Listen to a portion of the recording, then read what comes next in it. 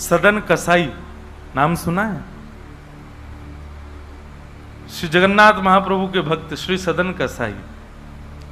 सदन कसाई जो थे वो मांस बेचते थे, यही उनका काम था। एक बार ऐसे तराजू में तोलते थे मांस को, तो जब मांस का विक्रय कर रहे थे तो उनको पता नहीं चला, वो भार की जगह शालिग्राम जी को रखते थे। लेकिन कीर्तन उनको बड़ा प्रिय था, कीर्तन करते हुए मांस बेचते थे। बताओ, ऐसा उनका स्वरूप। एक बार एक महात्मा वहां से निकल रहे थे, तो महात्मा ने जैसे ही देखा, वो तो देखते ही पहचान गए। मुंह पे कपड़ा रख करके जा रहे थे, तो देखा कि ये तो शालिग्राम जी हैं। तुरंत, अरे तुम क्या कर रहे हो, बहुत बड़ा पाप है, ये तो साक्षात शालिग्राम जी हैं। उसने कहा महाराज मुझसे गलती होगी, मुझे तो पहचान है नहीं। बोले लाओ इनको मुझको दो।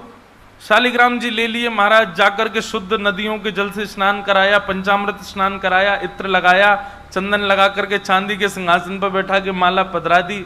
ठाकुर जी का कीर्तन, बढ़िया खीर बना के भोग लगाई और खूब रोए महात्मा। बोले कि नाथ आप भी कहां के कसाई के यहां बैठे थे, अब आप विराजो, प्रेम से रतन सिंहासन पर विराजो।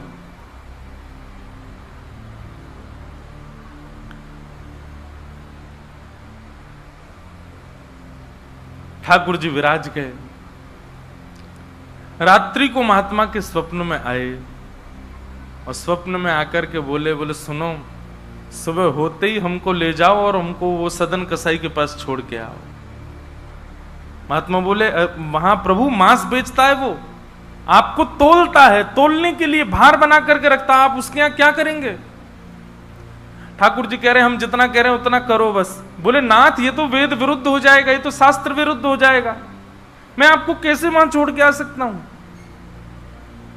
आपको वहां क्या सुख मिल रहा है?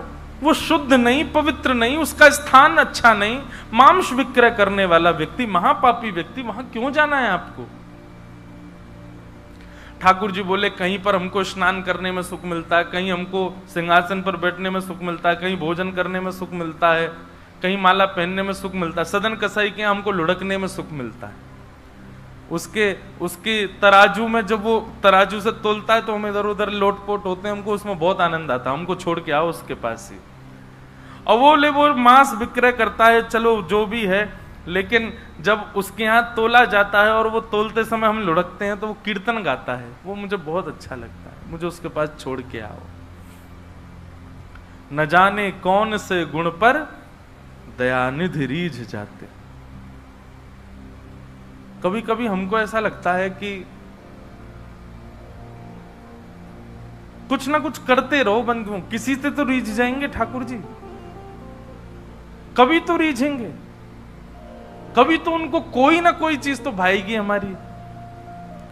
इसलिए आशा मत छोड़ो, लगे रहो, कुछ ना कुछ करते रहो। पर एक बात, चतुराई से नहीं, जान करके नहीं, बिना जाने भोले बनकर, सहज बनकर के करते रहो, ना जाने किस भाव से रीझ जाए। सदन कसाई के पास महात्मा वापस आ गए और आकर के शालिग्राम जी देने, सदन कसाई बोलो नाथ यहां क्यों ले आए इनको दोबारा, यहां तो मांस बिकता हूं मैं, बहुत गंदा स्थान है ये। बोले धरो इनको अपने पास ही। ठाकुर जी रात में स्वप्न में आकर के कह के गए कि उनको तुम्हारे संग ही रहना है। मुझे कथा पढ़ते समय लग रहा था सदन कसाई की क्या स्थिति हुई होगी जब महात्मा ने कहा कि ठाकुर जी ने स्वप्न में आके कहा कि उनको तुम्हारे पास ही रहना है। हाथ पांव कांपने लगे, नेत्रों से अश्रुधार गिरने लगे सदन कसाई के। मन में विचार करते हुए कहता है कि मैं इतना पापी, इतना गंदा इंसान, और ये ठाकुर जी मुझसे मिलने के लिए मेरे पास चले आए। मैं इनके लिए इतना भी नहीं कर सकता कि ये दूषित काम ना करूं। ज्यादा से ज्यादा क्या होगा, भोजन ही तो नहीं मिलेगा मुझे, धन ही तो नहीं कमाऊंगा, लेकिन इससे बड़ा और धन क्या चाहिए कि ठाकुर जी मेरे से मिलने के लिए व्याकुल हो रहे हैं।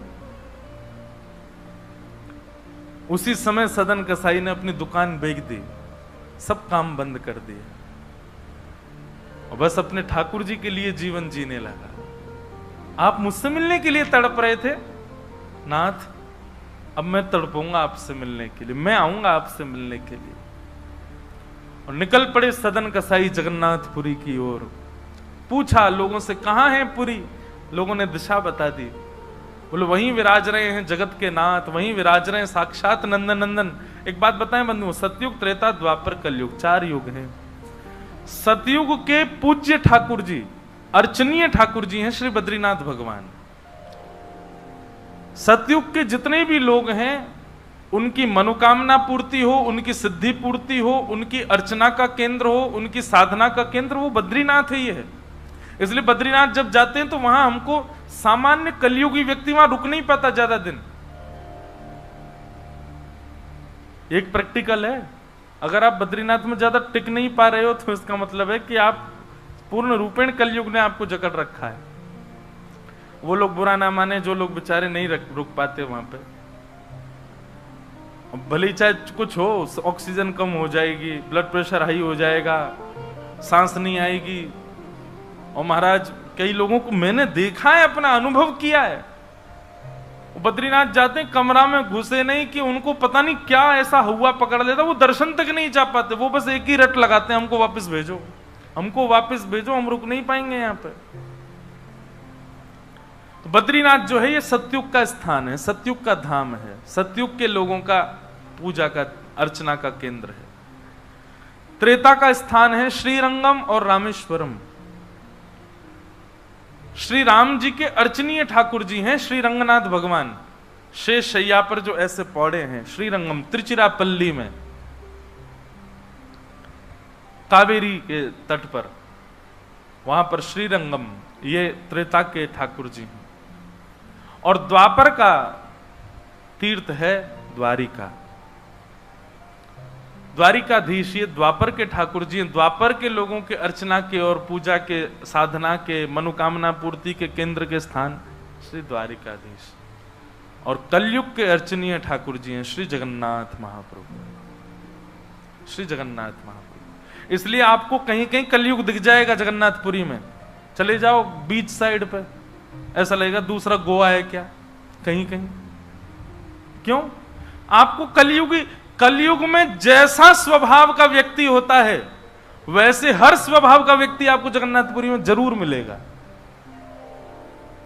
खाने पीने वाला भी मिल जाएगा, बाकी के सब व्यसन करने वाला भी आपको जगन्नाथपुरी में जरूर मिलेगा। और श्री जगन्नाथ महाप्रभु उन पर भी कृपा करते हैं क्योंकि कलयुग के ठाकुर जी। एक बार किसी के मन में संशय उत्पन्न हुआ कि जगन्नाथपुरी जैसे तीर्थ में, धाम में ये सब कैसे? ठाकुर जी बोले तुमको तो अभी दिख रहा है, आगामी समय में तो इससे भी बुरा हाल होने वाला है, मुझे तब भी कृपा करनी पड़ेगी। तो कलयुग के ठाकुर जी हैं महाप्रभु जगन्नाथ जी। सदन कसाई निकल पड़ा जगन्नाथपुरी की यात्रा पर। बस बार बार उसके मन में एक ही भावना आती है, आप मेरे से मिलने के लिए तड़पे थे, आप मेरे पास रहने के लिए तड़पे थे, मैं आऊंगा आपसे मिलने के लिए। और निकल पड़ा। कीर्तन की टोलियां जा रही हैं, वैष्णव जन नाचते गाते हुए जा रहे हैं। जैसे जैसे वैष्णवों की टोलियां और कीर्तन की टोलियां निकलती हुई देखे सदन कसाई, उसका मन हो कि मैं भी चला जाऊं। तो जो लोग पहचानते थे वो लोग कह देते थे, अरे कसाई है ये। तो सब लोग उसको कहते, भाई तुम हमसे दूर चलो, हमारी टोली में चलोगे, हमारे संग बैठ के खाओगे पियोगे, हम सब अपवित्र हो जाएंगे। जिस मार्ग पर सब लोग चल रहे हैं सदन कसाई उस मार्ग से उतर करके चल रहे हैं। कहीं मैं इस मार्ग पर चलूंगा, मेरे चलने से मार्ग अपवित्र हो जाएगा। और स्मरण कर रहे हैं महाप्रभु श्री जगन्नाथ जी का। चलते चलते बंधुओं, मुझे ऐसा लगता है आजकल तो ऐसे चित्र हो गए हैं, हम लोग कहीं भी दर्शन कर लेते हैं महाप्रभु जी का। उस काल की बात है जब चित्र भी नहीं होते थे, तो कई लोग तो पहली बार ही जगन्नाथ जी को देखते थे। कैसा स्थिति होती होगी उन लोगों की, कैसा भाव रहता होगा उन लोगों का। सदन कसाई चलते जा रहे हैं, एक मार्ग से उतर करके चल रहे हैं, निष्ठुर मार्ग पर चल रहे हैं और बस स्मरण कर रहे हैं श्री जगन्नाथ महाप्रभु का। चलते चलते चलते एक नगर में पहुंचे, रात्रि का समय हो गया, शाम का समय हो गया। तो एक भवन बना था, घर बना था, उसी के बाहर ही सदन कसाई बैठ गए। सदन कसाई का रूप बहुत सुंदर था। नेत्र, उनके केश, उनके मुख की आकृति, उनकी भुजाएं बहुत सुंदर थे। भले ही कसाई थे पर सुंदर थे। तो जिस भवन के बाहर बैठे, वहां भवन की अंदर एक गृहिणी वो निकल करके बाहर आई, और उसने जैसे ही सदन कसाई को देखा, उसका मन आ गया उन्हीं के ऊपर। शाम का समय, सदन कसाई को लोभ देने लगी और उसने इशारा करके कहा कि भीतर आ जाओ। तो सदन कसाई ने उसकी ओर देखा और उनके मन में तो बस जगन्नाथ जी बैठे हैं, कोई ऐसा भाव तो दूषित था नहीं। उन्होंने इशारा कर दिया, कुछ इशारा किया, और उस इशारे को उस कन्या ने, उस महिला ने ऐसा समझा कि मानो ये कहना चाह रहे हैं कि तुम भीतर जाके पहले अपने पति का वध करो, तब मैं रहूंगा तुम्हारे साथ। और बंधुओं एक बात बताएं, विषय जब माथे पर बहुत तीव्रता से चढ़ता है ना, वासना जब बहुत तीव्र चढ़ जाती है, तो व्यक्ति ये भी विचार नहीं करता मैं क्या कर रहा हूं। वो कितनी भी कथाएं सुन रहा हो, कितनी भी कथाओं में जा रहा हो, पर विषय जब उसके हृदय में होता है तो वो बिल्कुल विवेक शून्य हो जाता है।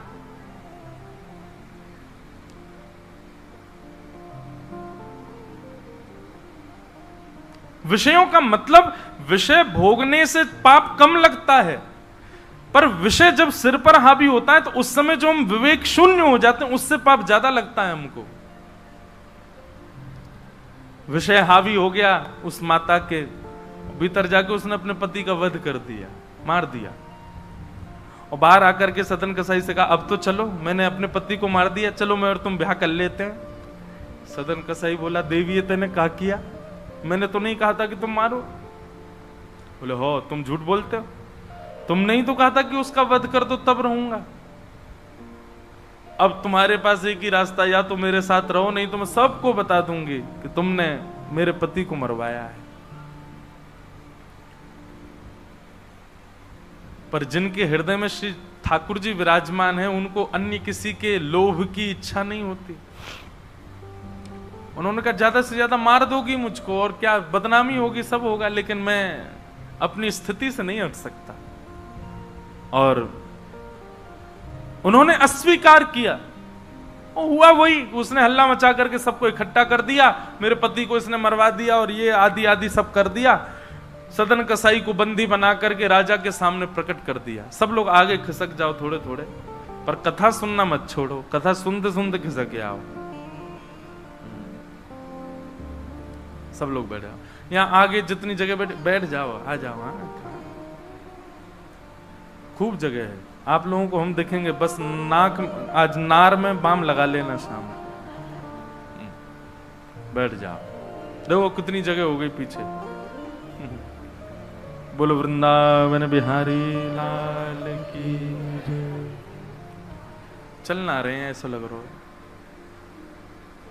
तो सदन कसाई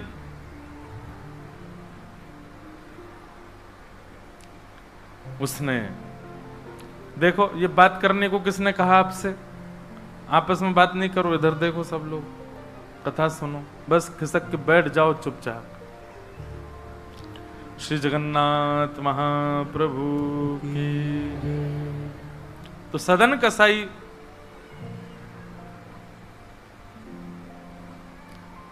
राजा के यहां उसको प्रस्तुत कर दिया, बंदी बना दिया, और बंदी बना करके कहा कि आप स्वीकार करते हैं कि आपने ये अपराध किया है इनके पति को मारने का? सदन कसाई कुछ नहीं बोला। बोले क्योंकि पक्ष तो पूरा उन्हीं की तरफ जाने वाला, मैं कितना भी मना करूं, मैं सफाई क्या दूंगा, मैं कैसे प्रस्तुत करूंगा, मैं विवाद कैसे करूंगा? वैष्णव का स्वरूप होता विवाद में नहीं पड़ता। वो चुपचाप खड़े रहे, बस मुस्कुराते रहे। बोले अब सत्य तो ठाकुर जी जानते हैं, मैं अब आपको कैसे बताऊं कि मैंने नहीं किया? मैं कहूं कि मैंने नहीं किया तो मेरे पास कोई प्रमाण नहीं है ना देने का कि मैंने नहीं किया।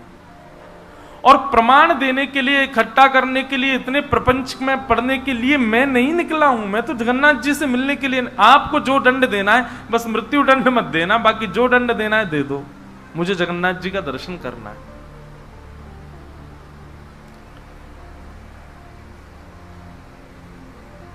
राजा ने सदन कसाई की बात तो मानी कि मृत्यु दंड तो नहीं दिया, पर कहा कि जिन हाथों से तुमने उस व्यक्ति का वध किया उन हाथों को हम काट देंगे। सदन कसाई बोले मैंने एक बार एक कथा में सुना है कि श्री जगन्नाथ जी की भी भुजा नहीं है, लो काट दो। जैसे मेरे स्वामी वैसा मैं, और अपनी दोनों भुजाएं आगे कर दी। मेरे स्वामी भी तो ऐसे ही रहते हैं। अच्छा, एक बार की बात है, गोस्वामी तुलसीदास जी दर्शन करने गए जगन्नाथ जी का, और जैसे ही जगन्नाथ जी को देखा तुरंत नेत्र बंद कर लिए। बोले राम राम राम राम जी, मैंने क्या देख लिया। तुरंत बाहर निकल करके आए, भागे मंदिर से दूर। किसी ने रोका, बोले क्या हो गया गोस्वामी जी? बोले ये मेरे ठाकुर जी हैं ही नहीं। कैसे ठाकुर जी? इनकी तो आंख पिघल गई, मुख पिघल गया, हाथ पिघल गए, पैर है नहीं, ये मेरे ठाकुर जी कैसे? मैं तो अभी रात में तो कहीं नहीं जा सकता, पर सुबह होते ही चला जाऊंगा, मैं जीवन में कभी नहीं आऊंगा। इतने ज्यादा भयभीत हो गए। रात्रि में गोस्वामी जी जैसे ही सोए तो महाप्रभु जगन्नाथ जी उनके स्वप्न में आए, धनुष बाण हाथ में लेकर के राघवेंद्र सरकार प्रकट हो गए। बोले भगवान, ये मैंने आपका कैसा दर्शन किया? आपकी भुजा नहीं है, आपके चरण नहीं है, आपके कान नहीं है, आपका मुख पिघला हुआ, नेत्र ऐसे बड़े बड़े, ये ऐसा रूप क्यों है आपका? बोले तुम्हारी वजह से है। गोस्वामी जी बोले मेरी वजह से? बोले हाँ, तुमने मानस जी में लिखा है, बिन पग चलहि सुनहि बिन काना। वो बिना पैर के चलता है परमात्मा, बिना कानों के सुनता है।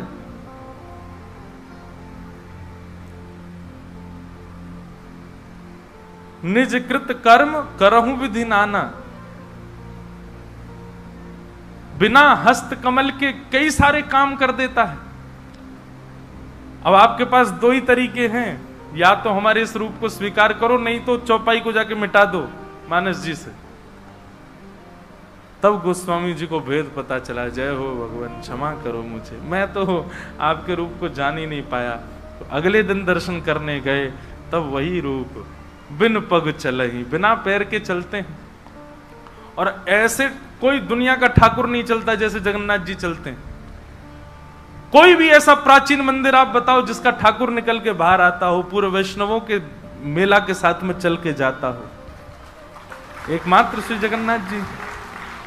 और सुनो, आप लोग कभी दर्शन करना, श्री जगन्नाथ जी मंदिर में जाओगे तो जो गरुण स्तंभ है, जहां पर गरुण जी विराज सब लोग गले मिलते हैं, वहां पर उस गरुण स्तंभ के पीछे भोग घर है ठाकुर जी का। ठाकुर जी का जो प्रसाद है वो वहां रखा जाता है, गरुण स्तंभ के पीछे। और श्री जगन्नाथ जी कहां बैठे? भीतर गरुण स्तंभ वाला सभागृह, फिर उसके बाद एक सभागृह और है, फिर तीसरे गर्भगृह में वहां जगन्नाथ जी बैठे हैं। मतलब जगन्नाथ जी से और जगन्नाथ जी का जो भोग घर है, जहां पर भोग रखा जाता है, वो कितना दूर है? 1 2 3 तीसरी बेड़ी पार करके है। और आप कभी भी देखना, महाप्रसाद का भोग वहीं लगता है। ठाकुर जी को इतनी दूर रखा जाता है भोग, क्यों? बोले महाप्रसाद रखने के बाद में, और मंदिर जब बंद हो जाता है थोड़ी बहुत देर के लिए, हम खुला भी रहे, वैष्णव दर्शन करें, भोग घर का किवाड़ खोल देते हैं। इतनी दूर से ठाकुर जी कैसे भोग लगाते हैं? बोले आजान बाहु है ना, ऐसे भुजा करके ऐसे भोग लगाते ठाकुर जी, लंबी लंबी भुजाओं से, अपनी भुजाओं से भोग लगाते हैं। तो बिना हाथों के सब क्रिया कर रहे हैं, बिना कानों के सुन रहे हैं, बिना पैरों के चल रहे हैं। सदन कसाई ने अपने दोनों हाथ आगे किए और राजा के दूतों ने उनके हाथ काट दिए।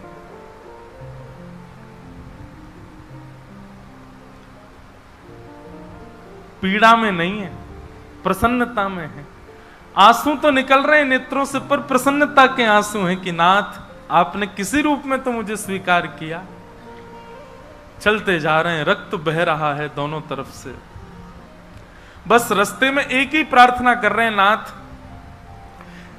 है तो ये शरीर ही, और यही माध्यम है मुझे आपके दर्शन का।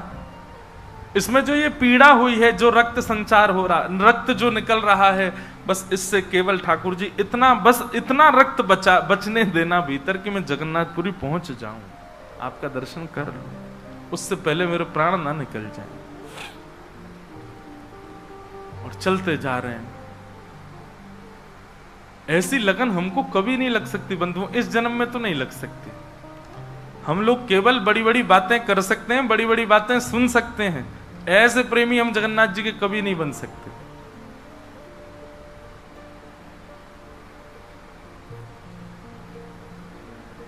अरे हमारा कोई छोटा सा काम बिगड़ जाए तो हम जगन्नाथपुरी ना जाएं? अरे महाप्रभु जी ने तो मेरा ये काम बिगड़वा दिया। यहां तो हाथ पांव कटवा देते हैं वैष्णव ठाकुर जी से मिलने के लिए। सदन कसाई जैसे ही श्री क्षेत्र में उन्होंने प्रवेश किया, और जैसे ही प्रवेश किया ब्रह्म वेदी पर श्री जगन्नाथ जी झूमने लगे। पुजारियों ने जाकर के कहा, महाप्रभु जी आज्ञा करें, आप इतने प्रसन्न क्यों हैं? बोले मेरा एक भक्त आया है, वो बेचारा बहुत कष्ट में है, आप लोग तुरंत पालकी लेकर के जाइए और उसको लेकर के आइए यहां पर। पुजारी सब पालकी लेकर के दौड़े और पुरी में प्रवेश कर रहे वैष्णवों से पूछने, अरे भैया महाप्रभु जी का कोई भक्त आया है क्या? महाप्रभु जी ने पालकी भेजी है उसको ले जाने के लिए। महाप्रभु जी आज बड़े प्रसन्न हैं, उनका कोई परम वैष्णव भक्त आया है। तो सदन कसाई ने जैसे ये बात सुनी कि पुजारी हल्ला कर रहे हैं, कोई बहुत बड़ा भक्त आया है, महाप्रभु जी ने उसके लिए पालकी भेजी, तो सदन कसाई इतने खुश हो गए, बोले आज ठाकुर जी के दर्शन तो होंगे, उनके एक प्रिय भक्त के भी दर्शन हो जाएंगे, कितना मेरा सौभाग्य होगा। और रही बात, मैं तो बहुत बड़ा पापी हूं, मैं तो रास्ता भर यही सोचता आ रहा था कि मैंने इतना पाप किया, इतना मांस बेचा है जानवरों का, महाप्रभु जी पता नहीं मुझसे नाराज होंगे, पर आज लगता है कोई परम वैष्णव भक्त आया तो महाप्रभु जी का मूड बढ़िया होगा, आज प्रसन्न होंगे। तो प्रसन्न मुद्रा में ठाकुर जी बैठे होंगे, तब मैं दर्शन करूंगा तो मेरे सारे अपराधों को क्षमा कर देंगे। वहां तो भीड़ लग गई पालकी के पास में, बोले हम हैं परम भक्त, और वो सदन कसाई दूरी खड़े हैं, बोले इनमें से कोई होगा जो पालकी में बैठेगा, आज पहले उसको प्रणाम करूंगा फिर महाप्रभु जी को करूंगा। वहां तो इतनी भीड़ लग गई कि पंडा पुजारी पालकी लेके जान बचा के भागे वहां से, क्योंकि सबको लगता है कि हमसे बड़ा भक्त तो कोई है ही नहीं। पालकी खाली लौट करके आ गई। महाप्रभु जगन्नाथ जी बोले तुम खाली आ गए, लेके नहीं आए उनको? बोले भगवान आपके एक दो भक्त तो है नहीं, वहां तो हजारों भक्त, एक पालकी उसमें कितनों को बैठा किया, सब चढ़ने लगे, बोले हम हैं भक्त, हम हैं भक्त। आप कोई संकेत बताओ, आपके भक्त का कोई लक्षण। श्री जगन्नाथ प्रभु के नेत्रों सजल हो गए, बोले मेरी तरह उसके भी हाथ नहीं है, जो आया है वही है मेरा भक्त, उसको लेके आओ।